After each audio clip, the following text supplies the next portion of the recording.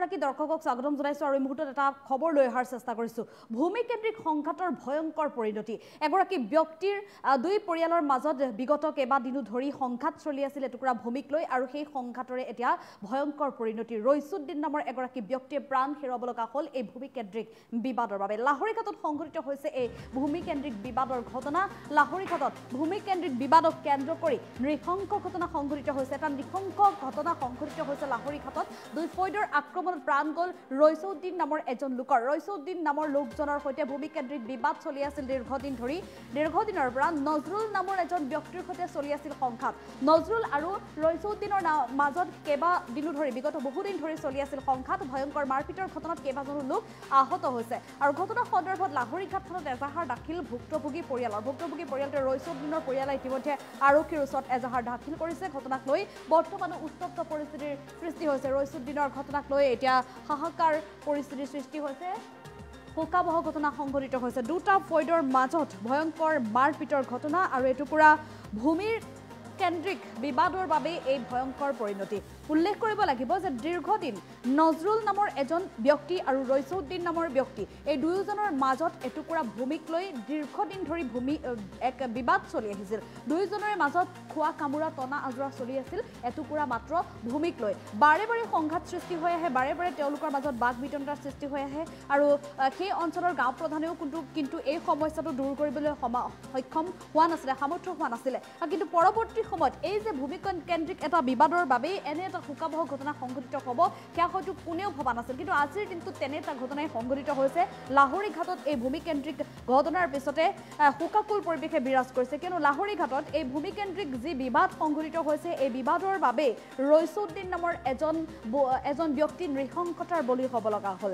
নজৰুল নামৰ ব্যক্তিজনে একাংশ লোকক লগত লৈ প্ৰহাৰ কৰিছিল, গুৰুতৰভাৱে প্ৰহাৰ কৰিছিল ৰইছুদ্দিনক। এটুকুৰা ভূমিৰ বাবেই গুৰুতৰভাৱে প্ৰহাৰ কৰিছিল আৰু সেই প্ৰহাৰতে প্ৰাণবায়ু উৰি গ'ল ৰইছুদ্দিন নামৰ ব্যক্তিজনৰ। ভয়ংকৰ এই মাৰপিটৰ ঘটনা তথা নজৰুল আলমৰ লগত যোৱা নজৰুল নামৰ ব্যক্তিজনৰ দলত যোৱা লোকসকলৰ আক্ৰমণত কেইবাজনো লোক কিন্তু গুৰুতৰভাৱে আহত হৈছিলে। কিয়নো সেই সময়ত ৰইছুদ্দিন নামৰ ব্যক্তিজনক বচাবৰ বাবে পৰিয়ালৰ লোকেও চেষ্টা কৰিছিল বা স্থানীয় লোকসকলেও যথেষ্ট চেষ্টা কৰিছিল, কিন্তু কোনেও আচলতে তেওঁক উদ্ধাৰ কৰিব নোৱাৰিলে নজৰুলৰ কবলৰ পৰা। ঘটনা সন্দৰ্ভত ইতিমধ্যে লাহৰীঘাট থানাত এজাহাৰ দাখিল কৰিছে ভুক্তভোগী পৰিয়ালে। বৰ্তমানো এই ঘটনাটোক লৈ উত্তপ্ত পৰিস্থিতিৰ সৃষ্টি হৈ আছে লাহৰীঘাটত।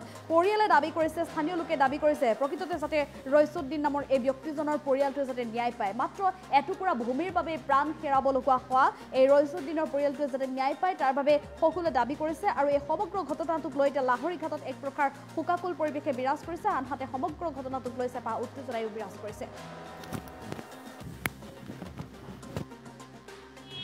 দেউতা খুব বেয়াকে মাৰিছে। নজৰুলে, ৰাজদুলে, শহীদুল, গোলাপ হুছেইন আৰু ঈদ আছিল। ঈদ লাও ডাঠি ঈদ লৈ আহিছে। ঈদ আনি পেলাই সিহঁতৰ ল'ৰাক দিছে আৰু মুগে যা কয় যি নজৰুলৰ মা সি মানে দাও এখন আনি নজৰুলৰ হাতত দিছে। নজৰুলে মোৰ ভণ্টি এজনক কোব দিছে মাথাত আৰু মোৰ দেউতাক নজৰুলে, ৰাজদুলে আৰু গোলাপে এই তিনটাই কোবাই কোবাই মাৰিছে। মোৰ এইটো উচিত বিচাৰ লাগে।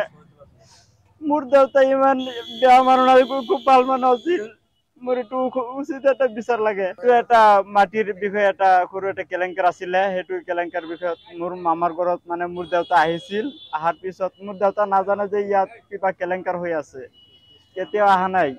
পিছত অহাৰ পিছত দেখে মোৰ মামাক ইয়াত মানে মাৰি আছে। মোৰ দেউতা ৰাস্তাত ফালে গৈ আছে। গৈ থাকোঁতে নজৰুল ভাবিছে যে মোৰ দেউতাই কি মাৰপিট কৰিবলৈ আহিছে নেকি, আহি পেলাই মানে আগতে মোৰ দেউতাক মাৰে। মাৰিলে পিছত মোৰ দেউতা মানে ঘূৰি পেলাই পৰি যায়। পৰি যোৱাৰ পিছত ৰাজদুল আহি আৰু এচাট মাৰে মূৰত, মাৰি পেলাই চিধা পেলাই দিয়ে। পিছত শহীদুল্লাহ আহি কোবাই কোবাই মাৰে, ভৰি এইবিলাক পিঠত এইবিলাক খুব জখম কৰিছিল মাৰি পেলাই। দেউতাক খুব